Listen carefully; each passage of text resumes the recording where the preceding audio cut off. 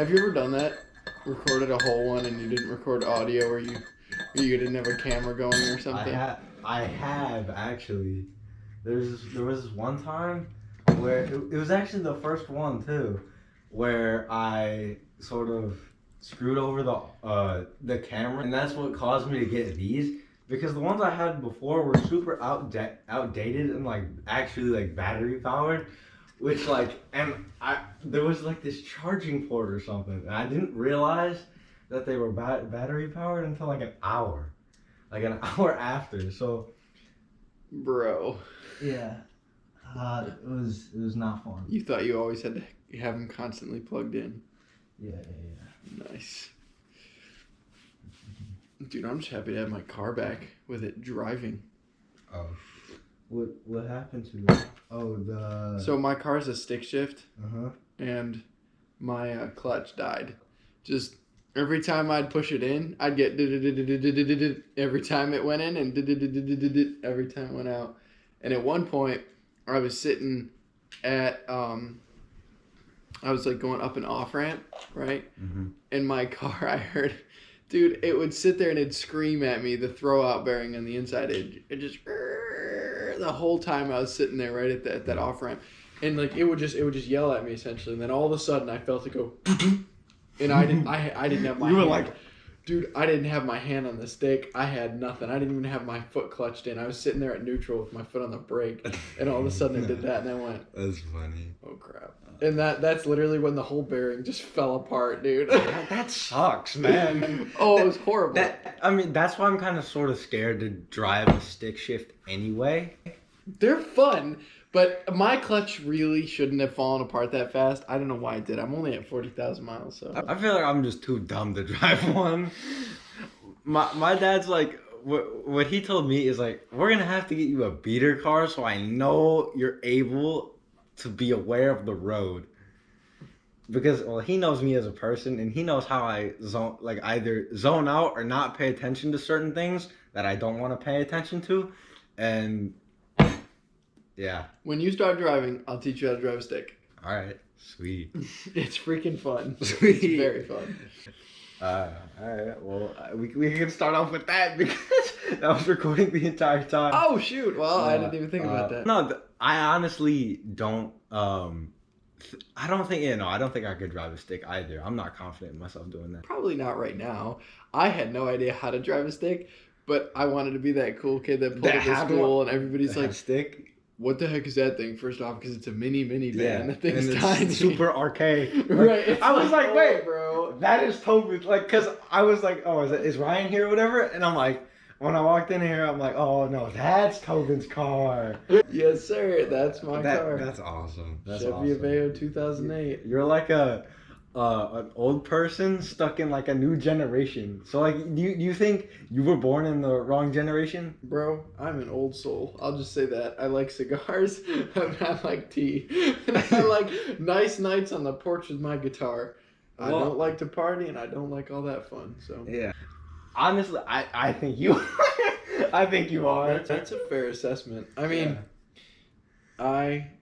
I've always found that my desires and enjoyments are tailored towards more adult style things. Is that why you can relate to older people? Yeah, I think so. I think it gives me a sense of like more of a relatability in the fact that I like to write and I like to read, and I actually do that as like an enjoyable thing. But like the stuff that I read is philosophy, and the stuff that I write is theology, like questions and philosophy questions. Yeah. And so I don't know. I think it helps me relate.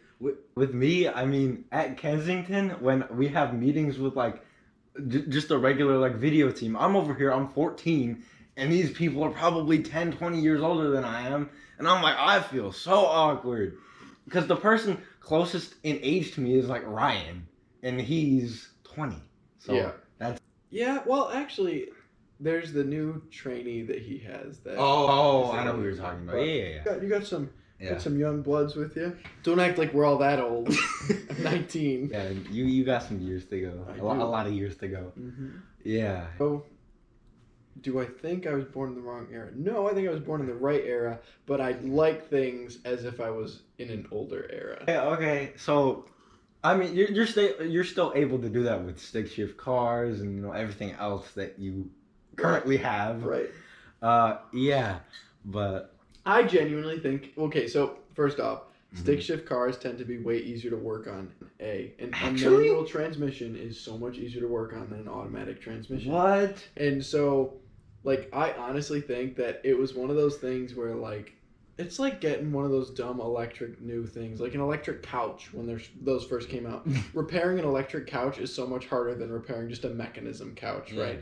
And so, like, compare that, right? You have, like, an automatic transmission, and that's your electric couch, right? Versus a manual transmission, which is just a mechanical couch. Okay. So, it was one of those things where people just decided to be lazier and not learn something that was a little more difficult because anybody can get an automatic car and push a pedal, right? Yeah. But like taking the time to actually learn your vehicle and how to drive it, that's a manual. So I genuinely think it was one of those things where society was just like, well, I mean, we it's don't a want to do learning this curve. anymore. Yeah. Yeah, it's a learning curve, but it teaches you how to handle your vehicle way better. I wish I would have started on a stick. You didn't? I wish I would have. I didn't. I started with a G6. That got totaled. And then I got a Sebring, and I sold that because that thing had like 250,000 miles on it. Awesome. And then I bought this thing off my parents for $800. $800? They got this thing. Clean title, no accidents, no repairs, no rebuilds, with 25,000 miles on it, original miles. They bought this thing for $900 from this dude. $800? And Whoa, I bought it off them for $800. That's crazy. Dude, it was... Because normally cars nowadays, especially with the chip shortage, bro, come on. Dude, the used market is insane. The used market's is crazy. When my mom bought like a car, because her car was like absolutely messed up, making noises like super randomly. So yeah, she bought one, and it was a lot. And yeah, same with my sister's car too. I look at her car and I look at your car, and two completely opposite. Like, it's whoa. Yeah. I see. So, I bought that thing for $800. The same exact market. Though. Yeah, right. In the same exact market that my cousin just bought a car in, and he just bought, and his had around the same miles. It had 50,000, which I mean that's 20,000 mile difference. That's not too bad. Was it a stick? Right? No, his is just an automatic. It's a 1999, so it's old. It's older than mine by almost 10 years. But a manual, yeah. It's so his is an automatic, mine's a stick.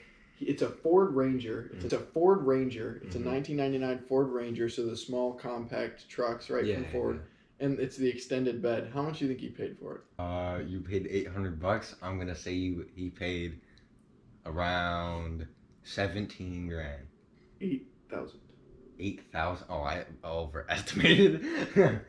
8,000. Yeah. $8,000. Yeah. That's nuts. 8K, which it's a great truck, but the market right now is just absolutely insane. Yeah, because if you want to buy like a 2010 to 2020, it's like upwards of 10 grand. Oh, dude, yeah, you're not getting out of that deal, or like a relative is selling it or something. Like, yeah. There's no way you're getting out of the 10 grand range. Yeah. It's that or above, you know. Yeah. Suck it up and pay. Grand, so yeah, suck it up and pay, man. Yeah.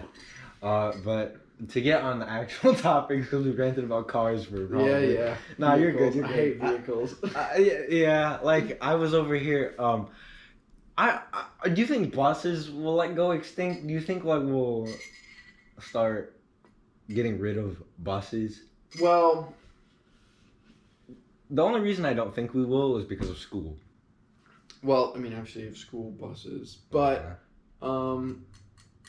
like they okay, so you have like the big buses that you can rent, you know, like if say we were going like as a school, say you were going somewhere that wasn't for school, right? Yeah, like I took a couple trips, like field trips out to the west side of the state for wakeboarding, which was awesome. That seems so dope. But dude, it was sick. But anyway, we took these like big they were like Greyhound, or they weren't Greyhound style buses, but they were like the big ones where you ride up top and you store all your stuff underneath in the racks. Yeah. And I mean, like, those are nice. Then they're just a great way to transport a bunch of people. I personally, if I'm with a group of people, like if I'm having fun, you know, I'm trying to drive a minivan.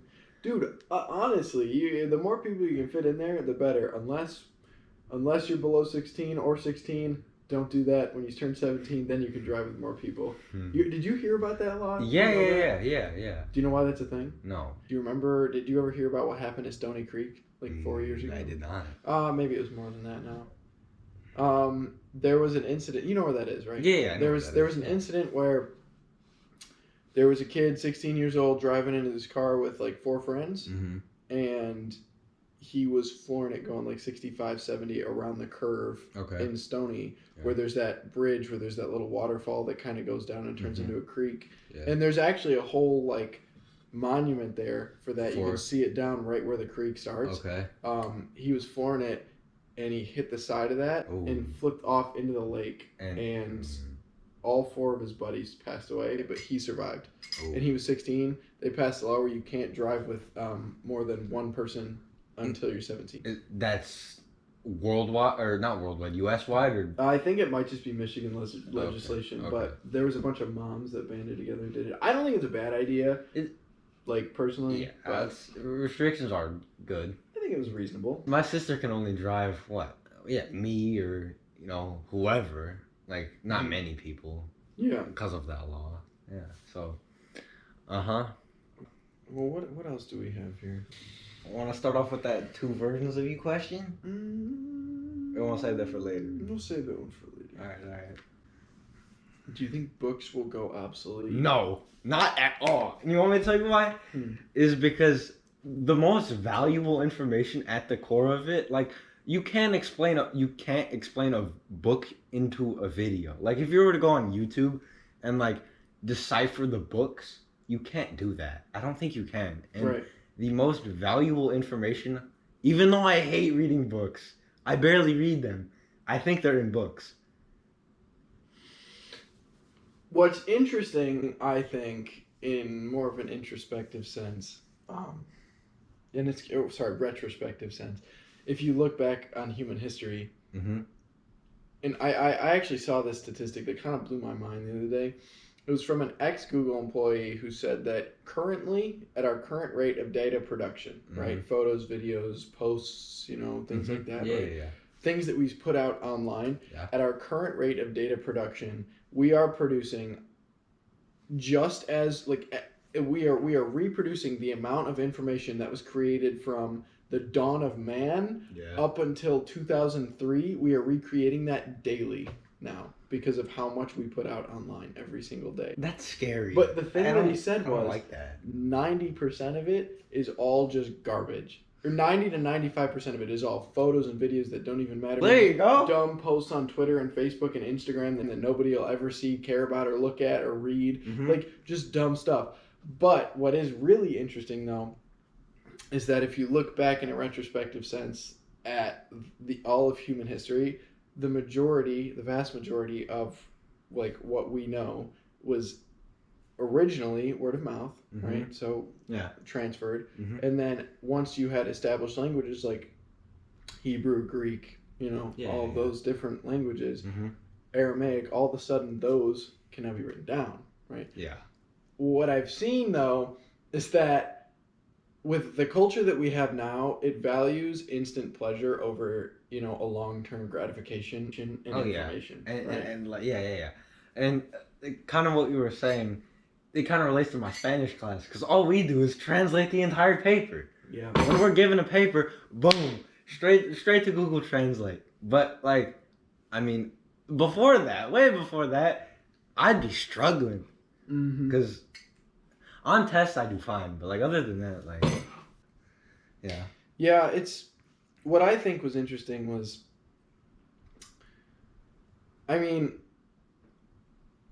I personally am under the belief that the internet, for the most part, isn't as good as people make it seem. Okay, and the reason why I say that... No, you can tell me whatever you want. No. I'm curious. Because, the way I think it is because, we do gain valuable information, and I feel like it's just creating, at least for modern times, it's creating avenues where people can pretty much go everywhere. What I think is interesting about the internet, and this is something that we've never really seen before, the last time that we had a massive war that was against two nations, Yeah. right?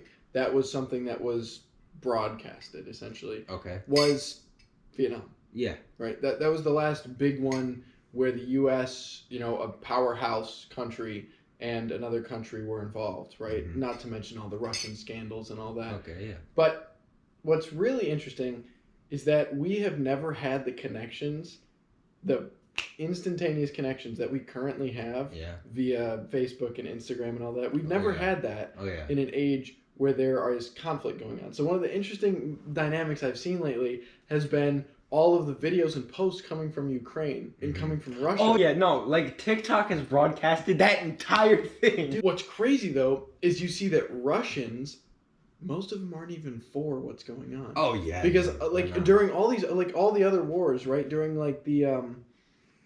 during World War II, for example, when Pearl Harbor happened, there was so much satirical content put out, essentially in newspapers, making fun of the Japanese and things like that, right? Essentially framing all of the Japanese as the bad guys, when I guarantee you it was only a certain sect of the Japanese that actually wanted to do that, right? Okay. And what we're realizing is you can see that with Russia now, but we can see it instantly. We don't have to wait 50 years to receive that information. Oh yeah. So information like that we can gather through the internet, that I think helps break down prejudices and biases and barriers that you would otherwise have put up by the media, by the news, by news stations and people like that, right? Because it's easy for ABC News to put something out, right, and people to believe it. But if you know someone in Ukraine, if you know someone in Russia, right, or even if you can just go online and actually see what's happening, even if you don't know anybody, it becomes a lot easier to form your own opinions on it. The instantaneous. That's part that you believe that the internet is not as good as it seems is because people just jump to conclusions. Well, that's not it. Why I think the internet isn't as good as it seems. I think it's actually largely part of the reason that we have such a lack of curiosity in America. Okay. The second that you wonder about something, you could just instantly whip your phone out and Google it, right? Yeah. A concept, a theory, like one of the things that gets joked about all the time is the Schrodinger's box or Schrodinger's cat. Never heard of that. So it's essentially if you place a cat in radioactive material or an animal or whatever, right? It was an experiment done where it was more of a psychological experiment than anything. If you place a cat or an animal in a box with radioactive material, right, and you close the box, is the animal alive or dead, or can it be presumed alive or dead until you find it alive or dead? So essentially, until you see it with your own eyes, is it actually presumed alive or dead? And we got asked that question in science class or in biology, years ago that was like 2 years ago when I was in high school. And I remember all my friends pulled their phones out, and I was like, this is a cool concept. You're like, that is interesting. I was like, this is something that I want to mess with. I mean, the science we're learning right now is not, we don't need to know. Honestly, okay, the science we're learning right now is space and how things orbit. I honestly don't think I'm going to ever need that. You won't. Exactly. I can tell you right now. Exactly. Yeah. So, yeah. One thing I did think in my head that when you were talking about Pearl Harbor, there was when I was in Hawaii, there were like not tourist people, but like locals telling us about Pearl Harbor and certain things like that you shouldn't do over here. So basically, if you were a U.S. Army man or not Army man or like part of the military or whatever, soldier. Soldier. So they would say don't go out at night because they've said people have gotten stabbed, killed, whatever, because they are still butthurt about Pearl Harbor. That's interesting because there's a stigma, right? Yeah, and most of Hawaii are Japanese people, Native Hawaiians, Chinese, and I'm pretty sure those are the main three. And then Americans. So, or whoever moves there.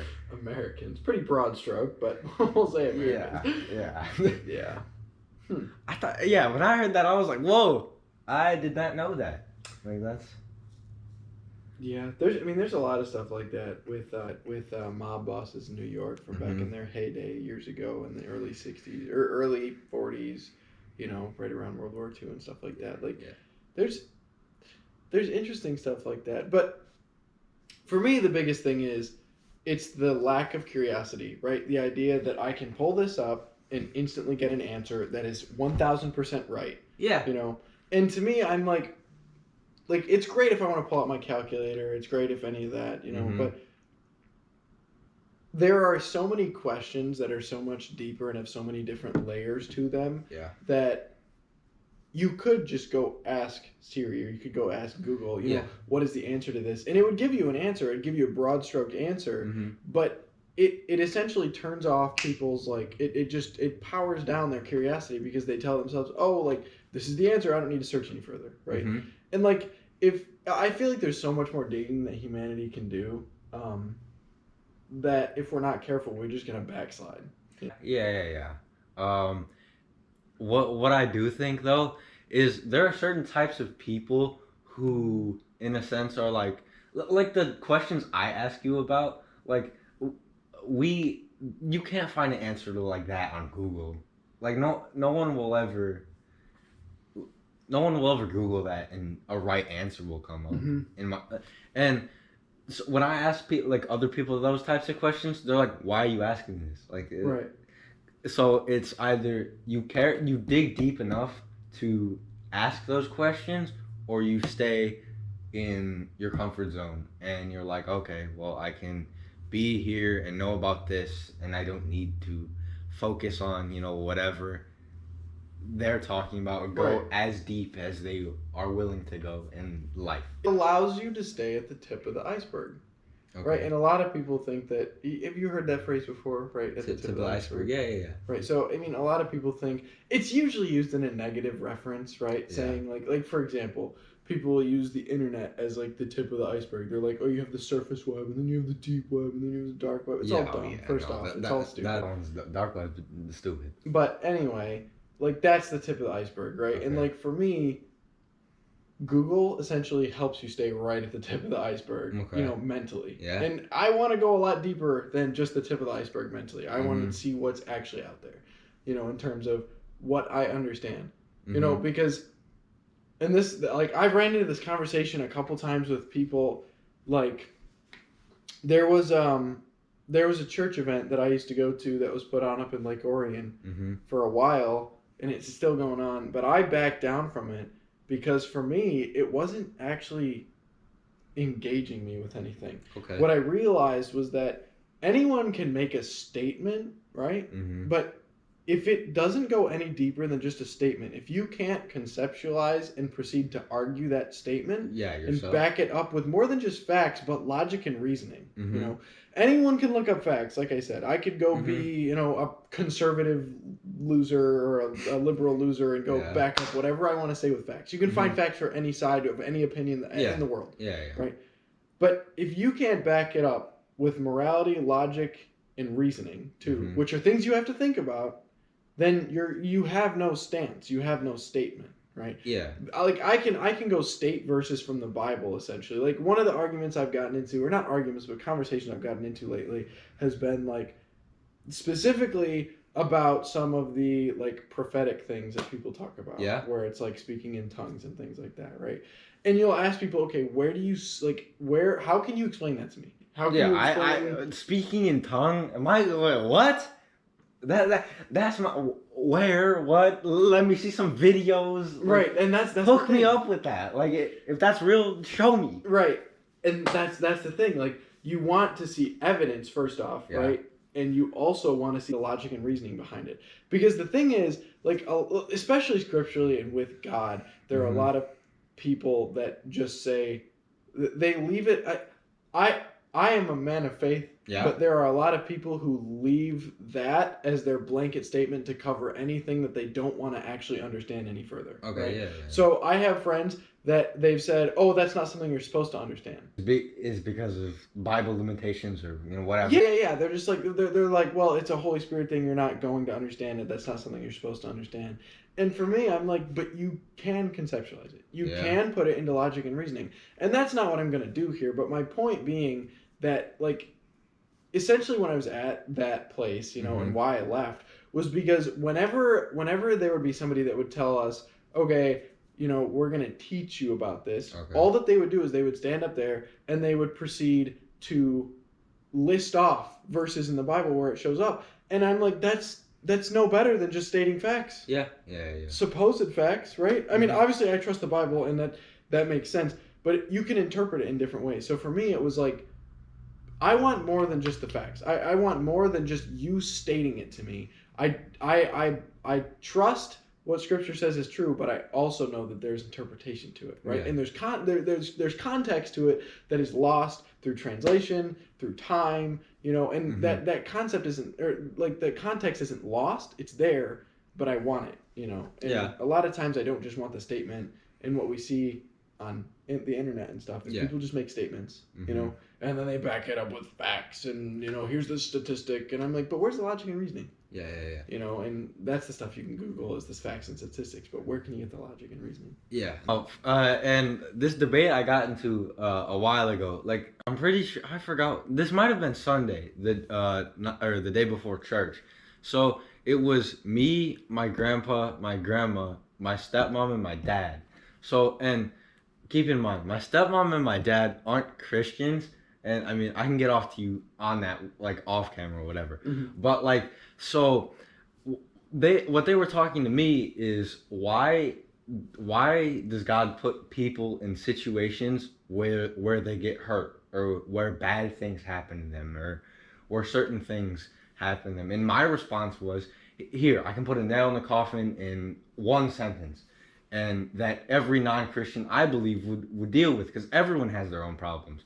So what I said was this. I said God gives his toughest challenges, or the things they believe the person can handle, he'll give it to them because they know they can handle it, or they know they'll get through it without any harm. Right. Yeah, the Lord won't give you something that you can't handle. And it's not that you won't get through it without harm, it's that you will get through it with him. Yeah. Like Jesus was able to get through the crucifixion and resurrection. But he sure took he sure was hard. Yeah. I think that you can take harm from it, but it's that you can get through it still. Oh yeah. And you get through it with him too. And that's an interesting question. If you go back to 1940 to 46 when you had World War II, starting and raging in Europe.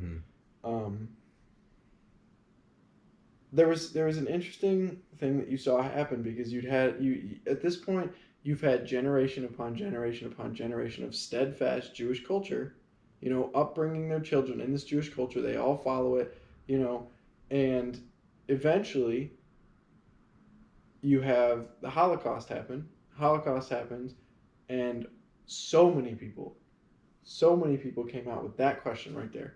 Why did that happen to us?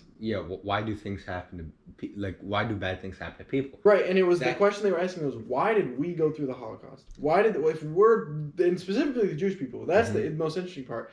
The Jewish people, scripturally, are God's chosen people. So why were they specifically put through that, right? The answer to that question could just literally just be what we talked about. And that's what I think people don't understand.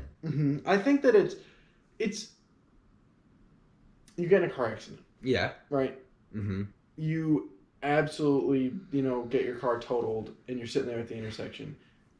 You just got T-boned. You have two options here. Yeah. Get out and yell at the other person, right? And tell them it's their fault, it's your fault, you did this, it's your fault. Or B, remain calm, handle the situation, and actually just trust that it will all actually be okay. Yeah. It's and to me it's just like, I don't know. Everybody wants to look for a way out. If I can take what's happening to me and place it on someone else, it makes my life, my mindset, everything that I'm going through seem a lot easier. Yeah. Because then it's not my fault. Then I don't have to deal with the consequences. And just want to put this out there. I'm not saying that's what happened in the Holocaust. I'm not saying that they did something that they deserved from it. But that doesn't necessarily that doesn't mean that God's to blame. Yeah. Right. And I think that a lot of people do that. My grandma died. God's to blame. Yeah. Well, no, she was 85 years old and had cancer.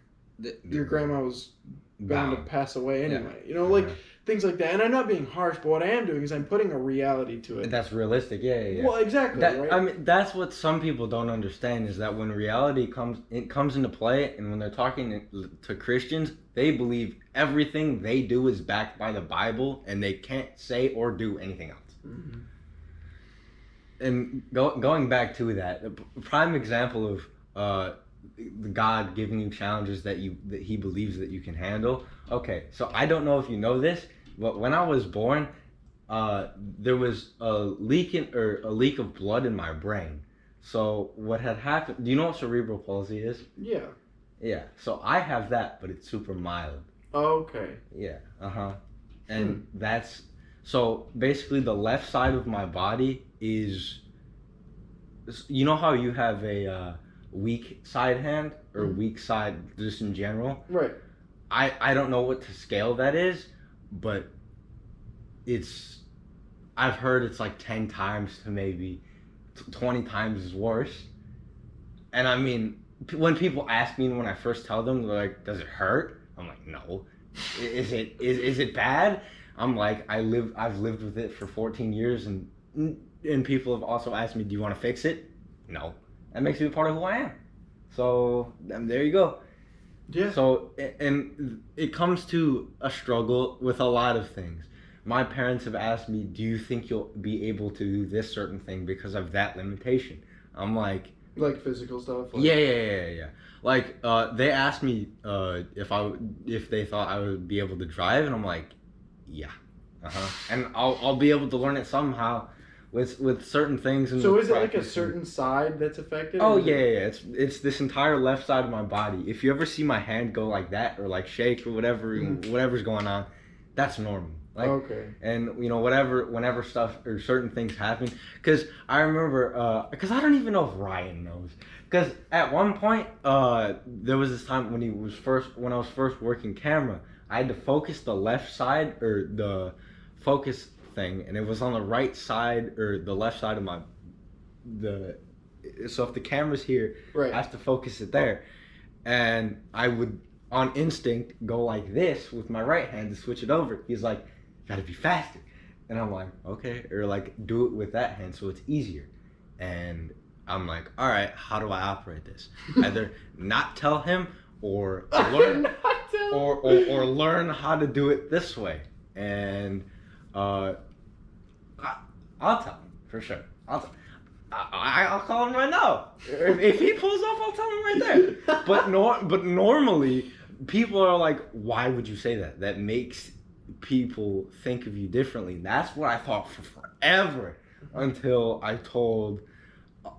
probably told like 4 or 5 people at once in an Xbox party, ironically. Xbox party. Because Xbox parties can be some different, because like they can either be super serious or the most messed up things ever. Dude, I've heard some of the most deplorable reprobate crap that heinous. I've ever heard in my entire life. I've heard some heinous things too. Like, things that I literally like. I just feel gross hearing. Or and, like, scared it's not to even repeat. somebody that I like or Yeah. agree with, and I'm like, you said that? You reprobate? What is wrong with you? I don't know. Man, Xbox parties are something else. And oh my god. I've had to delete. Especially like Xbox parties. Like I think you missed the prime of Xbox. I did. parties. I'm so mad. It was probably when, I mean, I was just hitting the tail end of it. When I got into it. What? But it was my cousin who's like, he's like 24 now, right? Mhm. I remember hearing some of the crap that his friends would talk about on there. Oh, trust me. When I first started this on Xbox or whatever, right? And when I kept going, they would just get looser and looser. Like, because, and what I mean by that is I would tell them, don't say something stupid enough to where people at school will see this. All of a sudden you get canceled. I mean, at this point, okay, here's my take on that. I do not care because cancel culture's a load of crap. it's dumb. Dude. It's so stupid. Yeah, it's dumb. My feelings were hurt. Shut up. If I do something that you don't like, stop watching. Stop. Right? I don't need you if you don't enjoy whatever I'm talking about. Oh man, cancel culture, dude.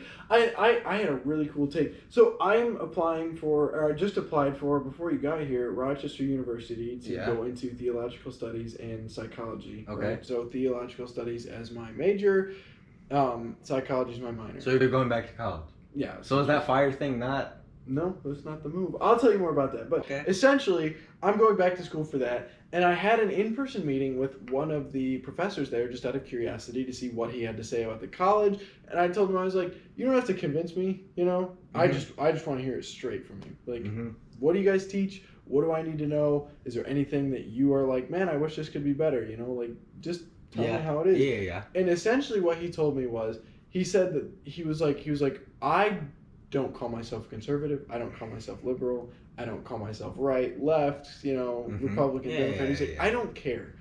I will say things that will offend one side one day, and I will say things that will offend the other side the other day. And one of the most interesting things that he said was, he said that people will tell him, I'm going to report you to blah, blah, blah. Like, that doesn't matter. And they'll raise their hand in class and they'll say, I don't agree with you. And he said that he'll look at him and say, it's not that you don't agree with me. You just don't like what I said. Because what was really interesting was he said, in order to disagree with me, you would have to have formed an argument, be able to back that argument, and be able to prove that argument. And he said, when somebody raised their hand and says, I don't like what you said about homosexuality, right? I'm just giving something, right? Yeah. If somebody raises their hand and says that, and he says, you know, and says, I disagree with what you say about that, you know, biblically. He'll look him in the face and say, it's not that you don't disagree with me. It's not that you don't agree with me. It's that you literally just don't like what I said. And what's really interesting is that there's so many people in cancel culture who will say, I disagree with that. That's an immoral thing. You need to be canceled. No, it's not that you don't agree. It's that you literally just don't like what was said. Because they don't think about other people. They think about themselves and what they think is right, and what they think is the only right answer. Right. Yeah, it's I don't know. I find it interesting to where it's a point, especially now, kids my age. To be honest, I don't know why we're focused on that. We have time, man. We have What's time. What's stupid is cancel culture literally, like, it gets rid of grace and mercy and the ability to have a second chance. Yeah. And there are certain things that there are certain things that I personally think are damning. You know, like you're not coming back. Yeah, you can't come back. Like there are certain things that you can't come back from. But somebody says something that was immature and stupid when they were 16. Okay, yeah. Everyone does that. Everyone does is that, ignorant. Man. Everyone says something that they don't intentionally mean to say when they're 16 years old. But what's different from 40 years ago to now is that we all have cameras. Oh yeah. And they're always rolling. Always. Always, man. Always. So you like, I whenever I'm out in public, especially, I live my life as if there's always a camera rolling. Yeah. You know, even when I'm on Discord with my buddies playing games, I'm still careful, especially, you know, because it's like you never know, like, and I'm not trying to say that I have terrible conversations with friends. I don't. What I am saying is I'm careful to say things that are even the least bit controversial when I'm in certain settings, right? That's fair though, because like at school, I wouldn't put myself in this mode to where I like a podcast mode, right? Like. And sometimes I do get stuck on it, and it's like, oh, like, why? Well, you find an interesting conversation, you're like, screw it, like, let's go. If I get in trouble, whatever. Exactly. like, yeah. I'll find myself, like, when I'm done with an assignment, because I work fast, and some things do come easy to me depending on what it is. So, like, once I'm done, like, I'll be straight up talking to people. I don't care. The teacher's like, stop talking. I'm like, nope. I'll be either no or text them. That's what happens. Yeah. So yeah, that's one way. A few moments later. If you had a time machine, where would you go? Probably I'd go to see the older times to relive that and then come back and tell stories. I would like to go back to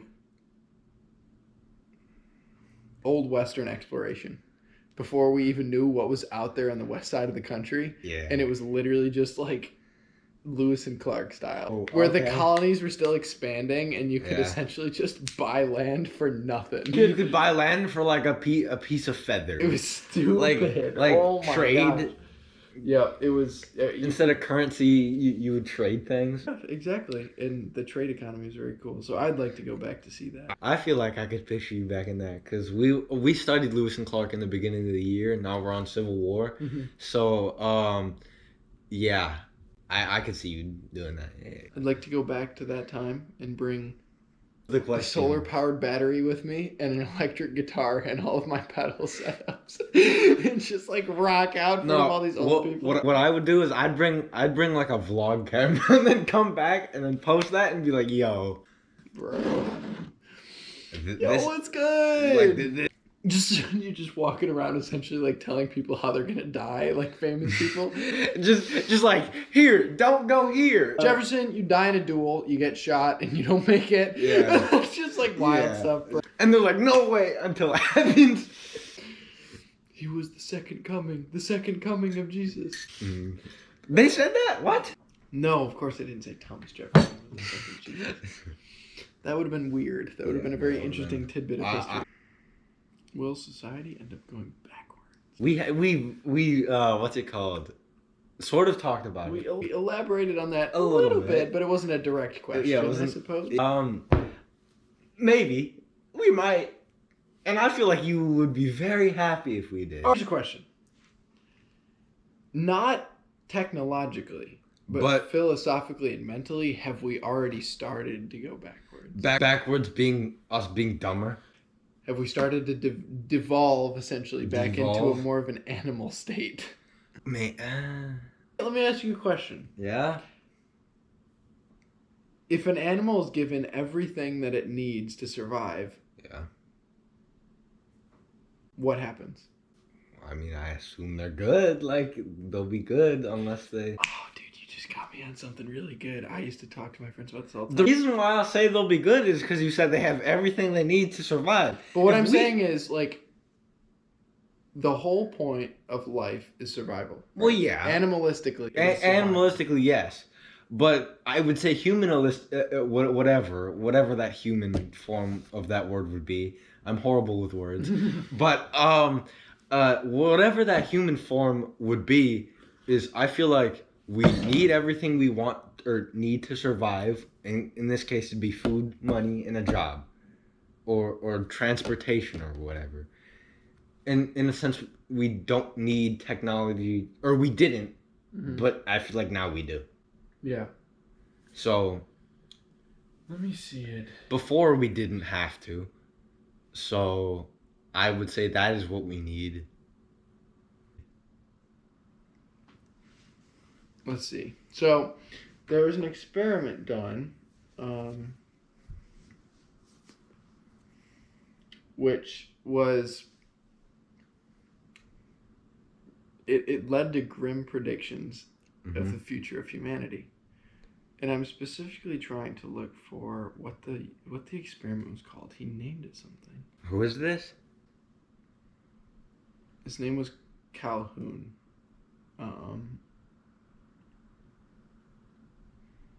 So essentially what happened was you had a population of rats and mice. I'll just give you the generalized. Okay.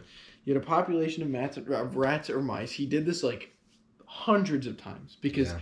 almost every single time the results came out exactly the same. Okay. So what he did was he removed rats and mice from their element of survival. He Yeah. gave them everything that they would ever need to eat, a place to sleep, warm, comfortable, and water, right? Yeah. Shelter, food, water, and no predators, right? Nothing that could take them off the food chain. Yeah. Okay. What happened? They multiplied like crazy Oh yeah. first. Uh-huh. They multiplied, grew, and essentially took over the entirety of the container. It was like a massive room that he put them in. Uh-huh. But over time, what happened was there was a super interesting dynamic where population peaked. Was it And a it- genetic trait that happened? Population peaked, Okay. and then they stopped having kids. Why? That's the thing. So we can apply that with humans and say it'd be the same thing. Here's the thing. This is what he said. At peak population, most mice spent every living second in the company of hundreds of other mice. They gathered in the main squares, waiting to be fed, and occasionally attacked each other. Few females carried pregnancies to term, and the ones that did seemed to simply forget about their babies. They'd move half their litter away from danger and forget the rest. Sometimes they'd drop and abandon a baby while they were carrying it. The few secluded spaces the few secluded housing spaces the few secluded spaces housed a population of mice that Calhoun called the beautiful ones. Generally guarded by one male, the females and a few males inside the space didn't breed or fight or do anything but eat and groom and sleep. When the population started declining, the beautiful ones were spared from violence and death, but had completely lost touch with social behaviors, including intimacy and caring for their young. Okay, so we could apply that, what you're saying, to humans and say that... What was really interesting was there was this thing called behavioral sync, right? Okay. Where once the population peaked, yeah. right? Their morality, you couldn't really say that a rat has morality, but their actions, their behaviors just didn't devolved. Well, they cared less and less even about what their duty was, which was to survive, because they didn't have to worry about it anymore. So they didn't have to worry about finding food. They didn't care about surviving? They didn't have to worry about repopulating, right? Because the whole point of an animal, essentially, is to carry on for the next generation, right?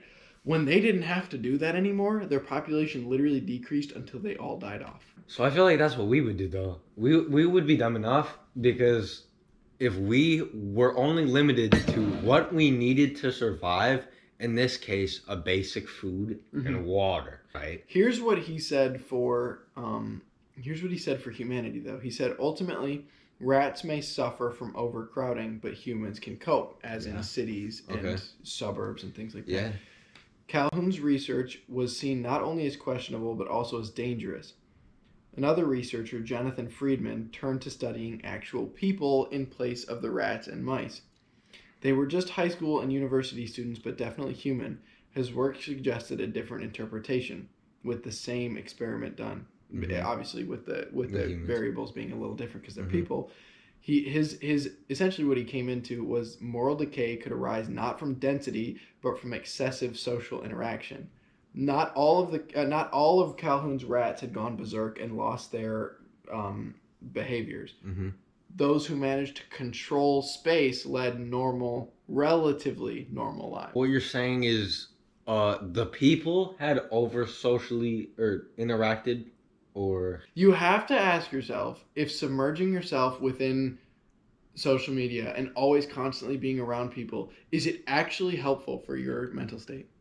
I wouldn't say mentally, no, it wouldn't. You do need to rest, but like we saw with quarantine, if you're stuck in it by yourself for so long, then your mental health will deplete.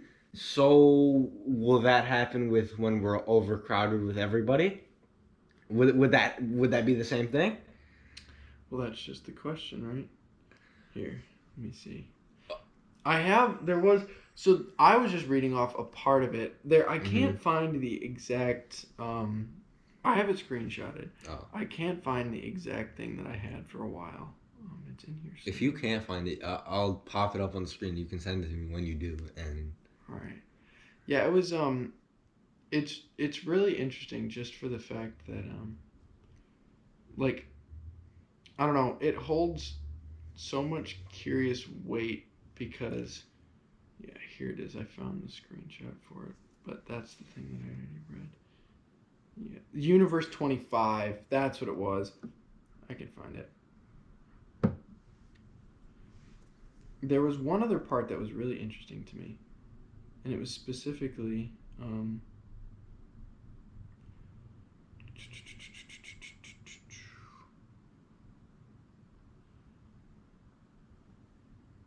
yeah, so I can send you a screenshot, but it was essentially, see how many water tanks are in there? yeah. Unlimited feeding, all the rats are down there. Okay. They literally could just, they had whatever they wanted. Yeah, they could do whatever they wanted. Yeah, they had whatever they needed. Yeah. Mm-hmm. Okay.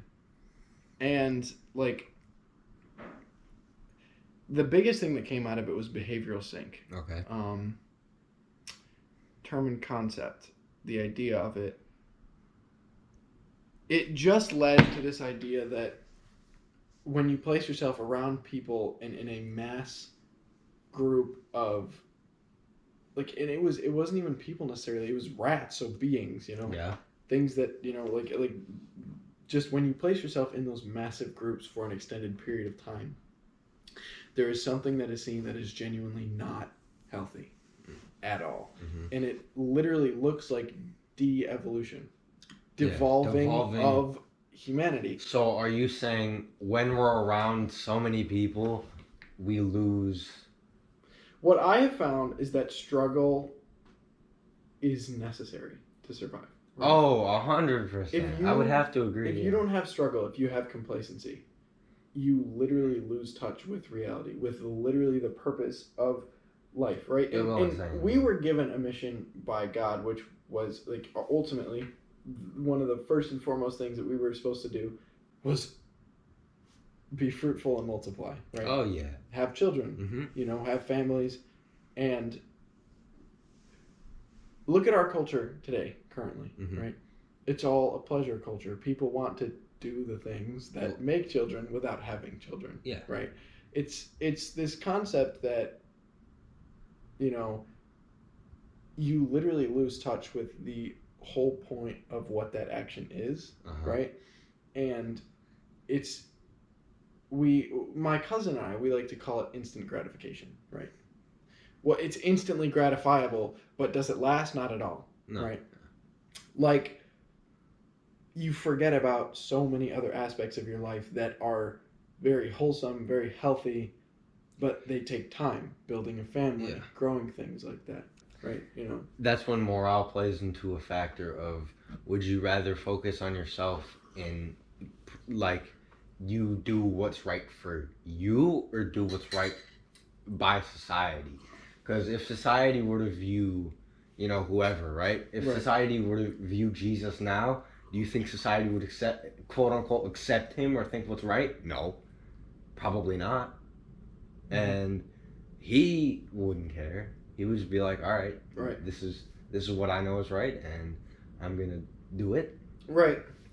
There's an experiment I saw a while ago that genuinely blew my freaking mind. Yeah. So there was, and I'm gonna butcher it, but I remember the gist of it, and I can try to find it so you can like put up a link or something. Yeah. But essentially, the experiment was they took one person and placed it next to another person, right? Mm-hmm. And they asked both of the people a question, and they were in the same room together, right? There was like neither of them knew each other. Okay. Yeah. And the question was, it was something that had an easy, obvious answer. Okay. Like, what color is this? Right? Okay, and they'd show them like a blue circle. Mm-hmm. Okay. Mm-hmm. Now, there would be one person in there that would be specifically, like out of the two people, one of them would be specifically told, say that that's green. Right? That color is green. Yeah. Right? And the other person would just be like the variable essentially that's just supposed to say, that's blue. That's like blue, just a random person off the street. Right? Yeah. And what they did was, they would take one person against one person, mm-hmm. right?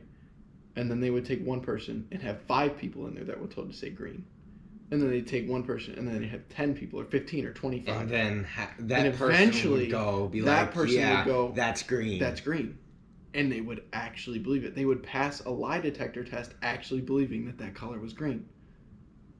That's nuts, man. It was wild to me. That's nuts. Because it was such an obvious, no, that's blue. It is blue, but because of the group setting, you literally just go along with what's going on. It was absolutely wild. Yeah, and there's no way. I haven't even seen this, but I can already tell he's not doing that just to be on their side. He's doing that. He's doing it because the mass of people was the convincing factor. Yeah, that's what.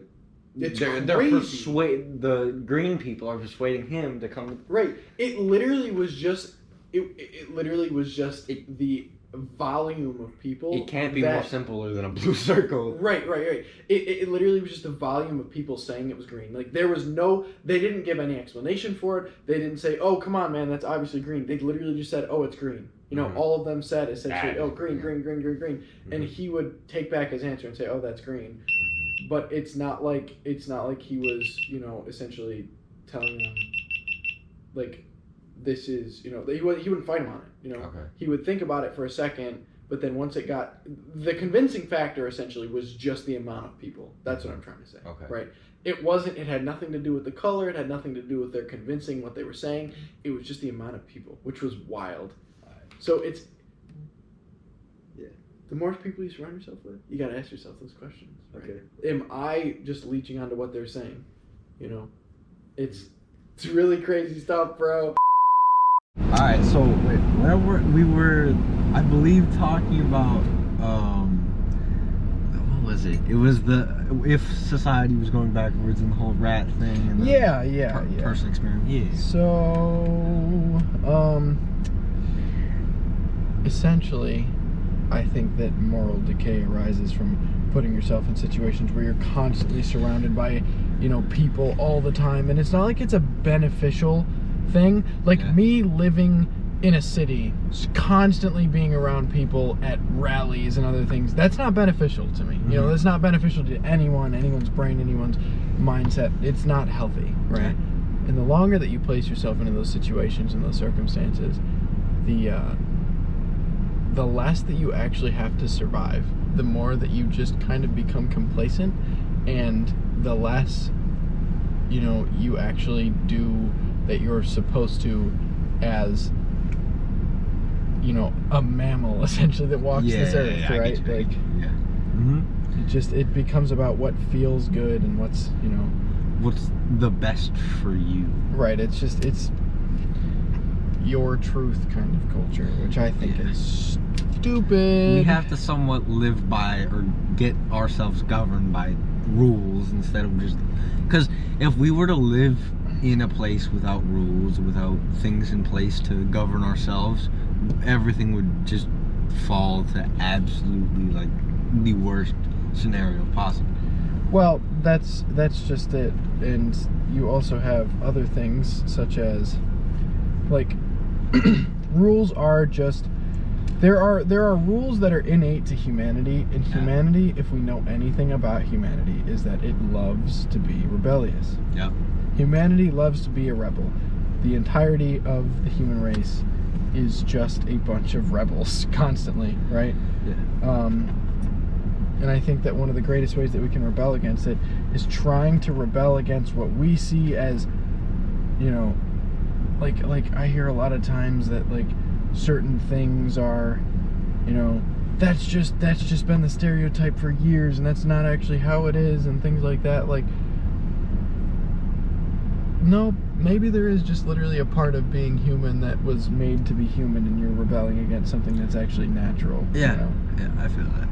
So, all right. Well, one question that we talked about in the beginning was whether there could be two of you. Do you think there could be two Tobins? well, in what case? You mean like two people that are exactly the same, or like two of me and like what are you talking, multiverse stuff? Like two of you that are exactly the same. Like, do you think you could hold a conversation with yourself?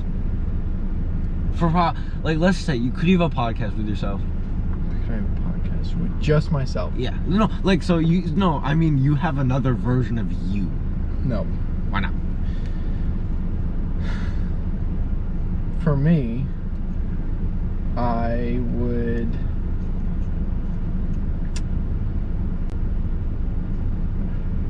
One of the worst things that I think that people can do, and you hear people make jokes about it. If only I had a best friend who was exactly like me and agreed with all the things that I agree with. You guys would clash. It's not that we would clash, it's that we would never grow. Yeah. Where would I ever grow if I just talked to myself all the time in a podcast? Because like if it was literally just another version of me. When would I ever have growth or development, you know? Yeah. Like to me it's just what actually helps me grow is when I have complete polar opposites that I can have conversations with, where I know that we don't agree on everything, but what we can agree on is to sit down and have a conversation. Yeah, and if you do agree with everything, it just gets boring. The conversation will get boring. Right, too. because then it just sounds like, you know, awesome. Well, some people want that agreement because then they feel they feel affirmed in what they believe, but I don't want to feel affirmed in what I believe. I want to feel challenged. Yeah, I want to have a good conversation. Like with you, me and you do agree on a lot of things, but what happens is we bring new aspects to the conversation or the idea that's brought up. Right. It's just that. Yeah. It's just that. It's conversation. I wish people would want to have more conversation. Exactly. And instead it's harder to find. Yeah, harder to find out. Hey, that was a good question to wrap it up on. Mm-hmm. It ties it all together. All right, we'll end it off there. Thanks for coming on, and yeah, that's a wrap.